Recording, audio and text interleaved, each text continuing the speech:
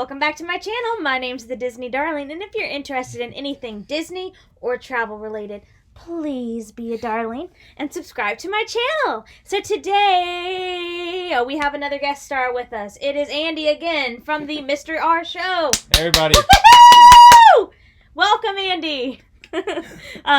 So today we are going to do part 2 of our Pixar rating video. I will be linking the first one, if you haven't seen it, in the top somewhere up here. It's a good one. I like that video. One of my personal favorites. So make sure you go check it out if you are interested in our other ratings of the Pixar movies. So today we're doing 10 to 1. Top 10. Yeah, top 10. The biggest, the most important Pixar movies. And again, let me just go ahead and say every single one of my top 10s are movies that if I didn't have in my life would be sadder. I mean, really. So, yeah. I'm wearing my Walmart ears again. If anybody likes these, they are at Walmart, $5. So if you want to get in that Disney magic for really cheap, go to Walmart. All right. Plug for Walmart. Let's get sponsored. Just kidding. They're not going to sponsor me, but or anybody, honestly. But anyway, move it. You want to get down into it? Yeah, let's kick it off the top 10 with All right. Your number 10. Okay, my number 10 is Up. That's probably going to hurt my brother because that's one of his favorites. I love Up. I think it's a great movie. I have a lot of Up memorabilia in my house. I have like an Up replica journal that I have like my photos in. I have a nightgown with the Up house on it. Like I have a lot of different Up themed things.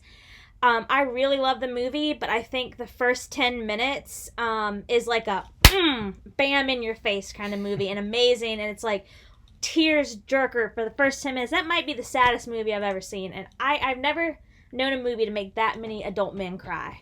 But that one probably gets the top of the cake. Maybe Marley and Me, but I think this one's worse. But I think the rest of the movie isn't as emotional as the beginning, so that's my biggest beef with it, is I think that they really nail it the first 10 minutes, but then the rest, it's more lighthearted and happy, which I'm not against that. It's just, I don't know. It's not my favorite, but I do like it. I get that. I'll talk about Up a little bit more. As you see, I have not talked about Up yet, so it is in my top 10. But kicking off my top 10 at number 10 is Ratatouille. I love this movie. It's a good one. Probably is the most underrated Pixar movie out of all the 23 they have. Yeah, probably. Because of it's very not much for kids. And what I mean by that is, no, it's not like they're cursing and drugs and all this stuff. But if a kid's sitting down in the movie theater at home watching this, they're probably going to be bored. When I was a kid, I was bored watching this. But as an adult, kind of what you said in the last video, go watch that. It's just very, very well done for adults. It's slower paced, but the message is very much still there. Of anybody can cook. It's a great message. I love the characters. And the score, the music score of this is great. And I love the French setting. So it is a perfect movie for just watching it again as an adult. But that is my number 10 film. Yeah, and I think the message anyone can cook isn't just related to cooking here. I think it goes to anybody can be anything. We can be what we want. We can do what we want. And I think that's kind of the message of that movie, not just about cooking, but I mean, it was about cooking. All right, my number 9 is Cars 1. I said in the previous video, I love this movie. Cars 1, for some reason, is my Christmas movie. I don't know why, but almost every Christmas after, Santa Claus would come and we'd get our toys, I would hang out and that would be my nighttime, I'm going to bed movie. But what I love about Cars is I love the relationship between Sally and McQueen. I think it is so adorable. And I love that McQueen is a jerk and then becomes a great guy, and I think that goes to show you anybody can change and that we can develop and grow.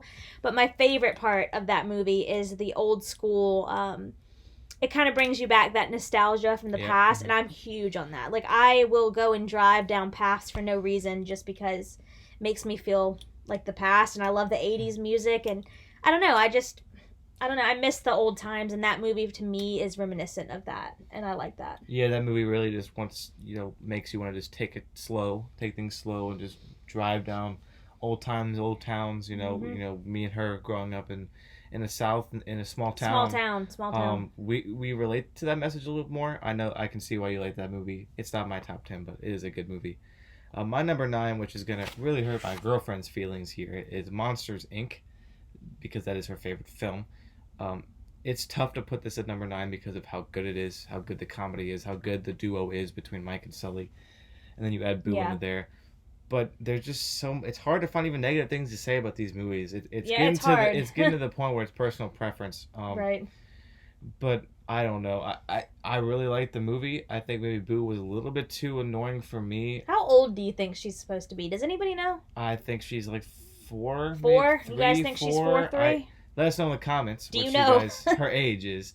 Um, but yeah, I mean, I don't have much negative to say, but the rest of the 8 other films I have, it just doesn't hit the right notes compared to the others. Okay, my number 8 is Bug's Life. I absolutely adore Bug's Life. I know my brother hates it, but I love Bug's Life. I relate a lot to Flick because I always felt like growing up I was a screw up. I know I wasn't, but it's like in my head, it's like I always felt like, oh, I'm a tripper. Okay, I trip all the time, and it embarrasses me. And it's like I just feel like Flick sometimes. So I can totally relate to Flick. I don't know. There's just something about that movie. I think it's funny. I think it's hilarious. I love the animation. I love the Tree of Life, and I love how that is incorporated into Animal Kingdom. Fun fact, the Tree of Life was there before the movie. So if anybody knew that, there's your tip of the day. Nice, yep. Do not like it as much as you, but I understand that's very from your childhood, so I see why you like it in the top 10.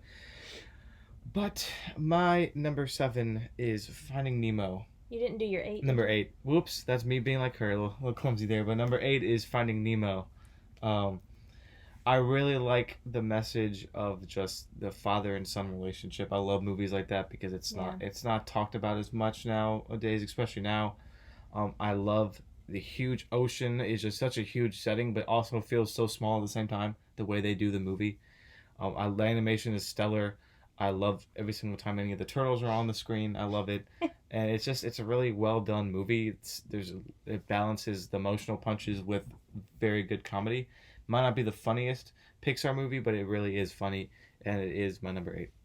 So I'm just gonna say this real quick. One of my good friends and I were talking about this last night. Shout out to you, Will, if you're watching this. We were just saying how Up is a really emotional movie, but like kids don't really get that. But we were feeling like Finding Nemo, even the kids kind of get that emotion, and I think that is a good thing. That the entire movie, it's like everyone in that theater, unless you're literally breastfeeding in a baby, you would not be in the theater. You would understand what it meant. So that's why I think it is. I'm not huge into Finding Nemo, as the other video will say, but I do like that about that movie. Yeah, it's a good message. All right, number 7. We're getting on through that list, guys. Is Incredibles 1. I said this in the last video. We keep referencing it, so go check it out. But Mandy's not as big into it as me, but I love The Incredibles 1. It was my childhood movie. I would eat snacks and I would watch it, and I loved their super suits, and I don't know, I loved that family relationship. I felt like that movie was huge on the family relationship, and I really loved that. And Syndrome, I just loved him as a villain. I thought it was hilarious. Like when Mrs. Incredible punches his sidekick in the mouth because, she thinks that Mr. Incredible's cheating on her, like that is probably what I would do if my husband cheated on me. I'm going to be honest. I'm not for domestic abuse, but if this man's cheating on me, I think we're going to be doing that. So, disclaimer, she's not for domestic abuse. But I love Incredibles 1. Whoop, whoop. Yep, you'll see that later on my list. But my number 7 is the first Toy Story. It just shows how good the franchise is. 3 of them are in my top 7, and 3 of them are going to be in your top 6. Yeah. So I love Toy Story. If you rank them against the other 3, and then 4th, but we already talked about the 4th in the last video. But Toy Story is, it's just really good. It's from my childhood. I mean, it came out before I was born, but I still grew up with it. The boy's name is Andy. I'm Andy. Relates to that. I just like the whole plot with Woody and Buzz. I like the development, and again, the voice acting is perfect, and you can't knock the animation but the CGI and how that was the first I think computer animated movie. It was revolutionized what it did, and it's a really, really good film. Agree. Definitely. I'm not going to say anything else because I'm going to talk about it later. My number We're at 6 now, right? Okay, so we're almost in the top 5. But my number 6 is Toy Story 3. I really love this movie. My favorite character in the whole world is in that movie, Lotso Huggin' Bear. Don't get me into him, but I think he's misunderstood. So if you want to know more, I'll tell you later. If you want that in the video, I'll tell you, but not today. This would be a 50-minute video. But I love it, and it's like it was so emotional. And to me, I think I've said this before, but Toy Story came out the year I was born. And Toy Story 3 came out when I think I was in 8th or 9th grade, so it's like I was starting to grow up. I was starting to finally become an adult in a way. I mean, I don't know. I don't feel like an adult now, but Andy was going off to college, so it like really, that movie really hits me because it's like I was in that age where I was starting to look for colleges, and it's like, man, that was like it related to me completely, and it was like, oh. But yeah, I love the movie and I love Toy Story. This is the second time on our full list that we've agreed on a spot. My number 6 is also Toy Story 4. This is the first film. 4. Toy Story 3, man, today. Toy Story 3. This is probably the first film I can remember that I actually teared up in the movie theater when I watched this when it came out. Men can cry, guys. Men out there, you can cry. That scene with the fiery furnace when they just grab onto each other is one of the best scenes out of any movie period, not just animation, not just Pixar. I mean, watching through 3 films, this is the 3rd film, you're invested in these characters, and when you see that, you actually think, wait a minute, they could die. You didn't know. Not to mention, Lotso is an amazing villain, top 5 Pixar villain. I love it.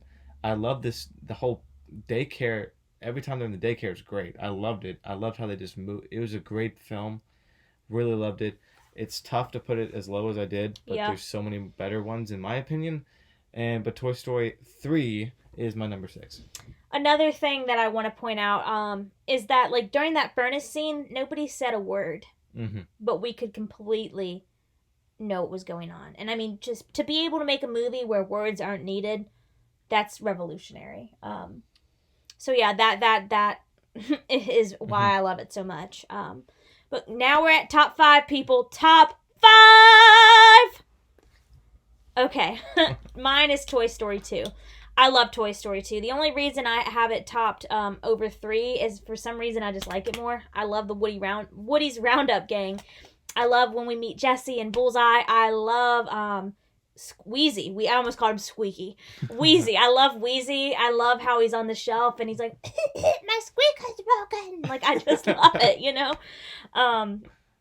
I don't know, and I love Big Al's Toy Barn. I think that's hilarious, and I just loved that movie more than I liked 3. I can't really describe it. I just enjoyed it watching it more. So yeah, it's I could be mistaken, but I'm pretty sure Toy Story 2 has 100% on Rotten Tomatoes, so it's a really, really good film. But my number 5 is actually going to be WALL-E. It's a really good environmental message. Me being an environmental studies major, I love the environment. That is a movie that hits home to me. It's another one of those movies which we were talking about with Toy Story 3 that for the most part of the movie, there is no words. It's just score, and it's just basically robot movements. And they made a love story about 2 robots that not everybody, but is really, really well loved universally. It's a great film. It's one of the most beautifully stunning movies Pixar has ever made because there's 3 different settings and all of them are amazing. Mm-hmm. I love WALL-E as a character, even though he doesn't talk. WALL-E! Other than WALL-E, of course. And it's just, I love the movie because they don't have to sacrifice, they don't have to do cheap comedy. They just tell a story. Right. And that's why I like, they don't downgrade movies for kids. They build them up. And that's why I love Pixar. And WALL-E is a great example of that. Okay, not going to say anything. WALL-E's going to come for me a little later. But number 4 is Toy Story 1. Will I say Toy Story 1 is a better, I don't know, like, as far as, like, techniques and stuff, I don't think Toy Story 1 beats 3 or 4. But I think that, for me, it's number 4 because it started this masterpiece. It started it all. Mm-hmm. So it's got to be my number 4. It's got to be at the top. The Mrs. Nesbitt scene got me rolling. I rewatched it the other day, and I was like, golly. I didn't remember how funny Toy Story was. But golly, it's funny. I mean, I was laughing. But yeah, I mean, I love it. And we got introduced to the Yo truck, and we got introduced to Sid. We got introduced to the green aliens. It's like, and Pizza Planet. that was awesome. Like, it's awesome. Can't say much more, but I love it. I absolutely love it. My number 4, actually, I agree with everything you said there, but my number 4 is actually The Incredibles. Uh, it's just crazy to think that Pixar can also make superhero movies so well that some of them are even better than any of the Marvel movies. Not all of them, but are better than a lot of the Marvel movies. Yeah. I love that movie. Again, score is so big. The character and the family all work off each other so perfectly. There's not one that stands out as like saying that's bad. She's right, bad. Yeah. They're all amazing. I love it's like a mixture of talking about divorce. It's a mixture of talking about don't lie to your wife. Basically, it's a really great film, and it battles like who you are on the inside. Because Mr. Incredible is suffering because he's stuck at a dead end job when he should be a superhero. Right. Yeah. And not to mention, it is in my opinion the best Pixar villain in Syndrome. Everything about the movie is perfect. It sucks that it's fourth, but the other movies to me are both emotionally better and just a better movie. But man, The Incredibles, you got costumes, you got Edna Mode, you got Jack, and it's such an amazing movie, and I love it so much. Yeah, one thing that my brother said that kind of made me get to thinking, a lot of people can relate to Mr. Incredible, woman or man. You can relate to Mr. Incredible because a lot of us do jobs we don't like. And a lot of us feel like we're at, dead ends. And, I think that's what Pixar does so good with, is that their movies relate to you and hit you to your core. And these are supposed to be kids' films. Right. They're talking about these things. Right, yeah. I honestly could say a lot of these, they're fun for kids to watch, but I really feel like they're more for adults. Yeah. If we're really going to be frank. All right, number 3. We're getting to the top 3. Number 3 for me is Inside Out. I absolutely adore that movie. I feel a lot like Riley a lot. Because I go through a lot of emotions. I'm a very up and down kind of girl. Like, I always have different emotions and can totally relate. I also think the cast is hilarious.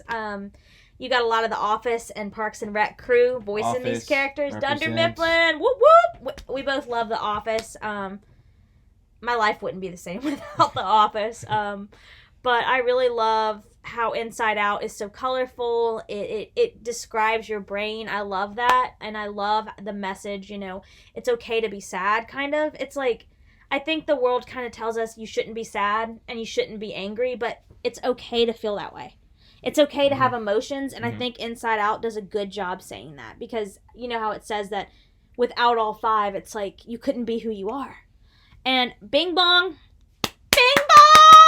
I love Bing Bong. I don't know. That, to me, the Take Her to the Moon for Me scene, that still makes me want to choke up right now. That's a great movie in my opinion. So kicking off my top 3 is actually going to be Coco.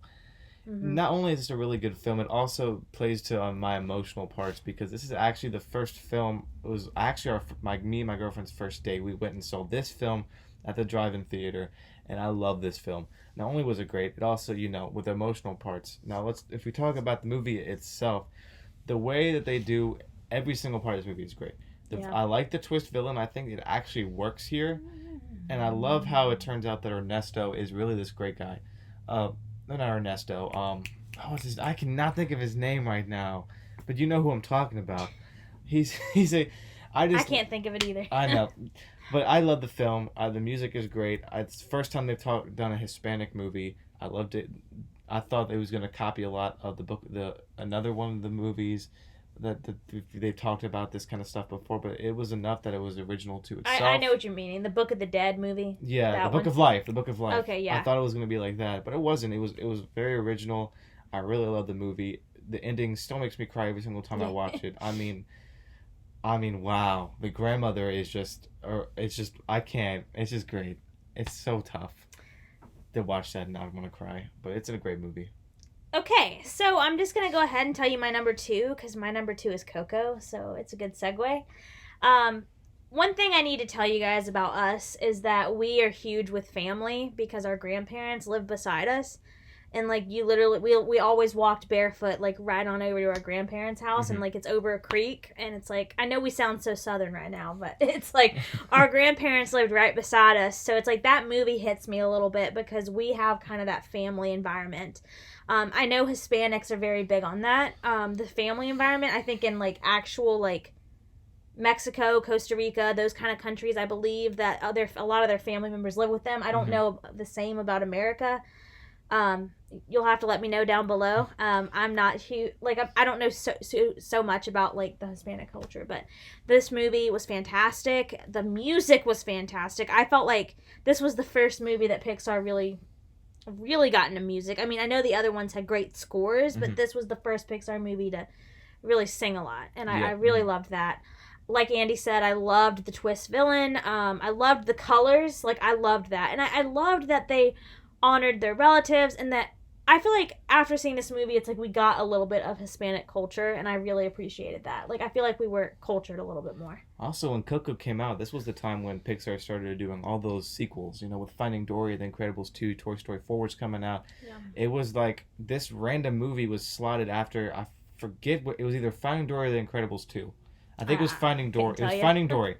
Finding Dory came out that summer, and Coco was just like flopped in there in that November slot. It was not, I barely saw any commercials of any for it. So when it came out, I was like, okay, it's Pixar. Of course I'll watch it, but man, it blew me away. Oh yeah. It was better than anything they've done in a long time. Oh yeah. And I love when they do original films. Moving on, which is kind of ironic, I was just talking about original films. My number 2 is actually a sequel, but this is a time when the sequel is better, and that's Toy Story 2. It is the perfect Toy Story film because you add up the Woody's Roundup game, like you said, and it's one of the first Pixar films that I can recall that has sort of 2 villains in a way, because you have Al, but he's not really the main villain. He's there to distract you so that when they come with Stinky Pete, it really hits you. Like that airport scene, when he comes and is like, you get in this box, we're going to the museum. I mean, it's wow. You hate that guy. I think before then we didn't know Stinky Pete was a villain, right? It wasn't really. I think a little bit, but like that airport scene really everybody's got like, me what? There. Bullseye is awesome. He's Woody's horse. The horse is like a dog, and I can't believe I love that. I mean, so awesome. The one scene where it's so emotional with I cannot think of her name. My gosh. Jessie. My gosh. Jessie is singing with that very, very depressing song. It's so great. That's one of your childhood's crying scenes. Yeah, like, it is sad. Like I would be surprised if even the kids could not cry for that one. It's awesome. I love when they were doing the little cartoon, kind of making fun of the old Western, and that too. Great film. My second film. Well, guys, you finally made it with us. You finally made it to the top 1! We're there. So my number 1 Pixar film is WALL-E. WALL-E is my favorite Pixar film. I love WALL-E. I think there is so many hidden messages that us as American citizens can relate to, like obesity. Of course, that's the first one I talk about, obesity. Consumerism. I guess technology being easy, and like I don't know how to describe this in the right way, but it's like technology like overcame these people, and it's like you didn't do anything anymore, and it's like it kind of relates to today's society and the environmental and the love, the romance between the robots. I didn't know I'd be rooting for robots having love like that was just awesome, you know. And I think it was the scene from Dancing in the Rain, or I was some musical that he was like looking at it. Oh, that just got me. I love WALL-E. I love the messages.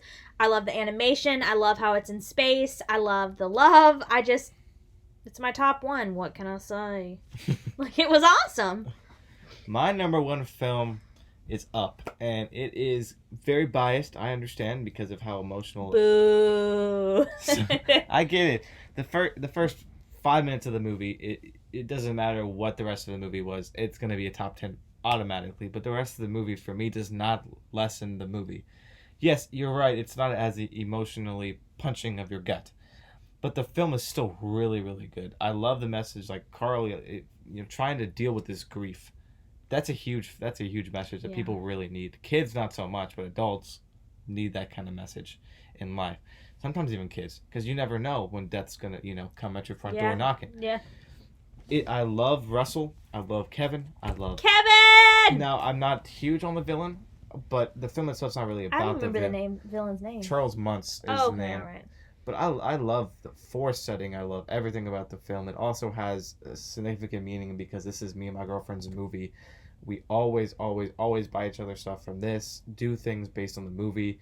I mean, it's just so near and dear to my heart that it has to be my number one. There is no other movie to me that's ever going to be as good as Up. Probably. Maybe not technically sound as in how good of a made movie it was, but personal bias, it will always be my favorite Pixar movie.